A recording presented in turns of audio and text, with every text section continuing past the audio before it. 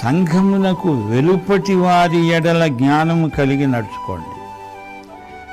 ఈ సంఘానికి వెలుపల ఉన్నోళ్ళంతా మనం కొద్దిమందిమే, కానీ ఎక్కువ మంది మనకు బయట ఉన్నారు. బయటి వారు, మనం కూడా అందులో నుంచి వచ్చిన వాళ్ళమే, కానీ ఆ బయటి వారిని గురించి అక్కడ వస్తుంది మన టెస్టు, మన జ్ఞానం ఎలాంటిదో. ఊరిక ఇతరులకు అభ్యంతరంగా ఏవేవో పేలుళ్ళు పేలడం, ఈ పేలుడు ఎక్కువైంది ఈ మధ్య. పేలుడు పదార్థాలు బస్సులో కూడా ఎక్కనివ్వరు, జాగ్రత్తగా ఉండండి. ఊరిక నోరున్నది కదా అని ఇష్టం వచ్చినట్టు ఇతరులను ఖండించడం, ఇతరులను దూరం చేసుకోవడం. ఎందుకు ప్రజలను దూరం చేసుకోవాలి? యేసు ప్రభు దూరంగా ఉన్నాడా?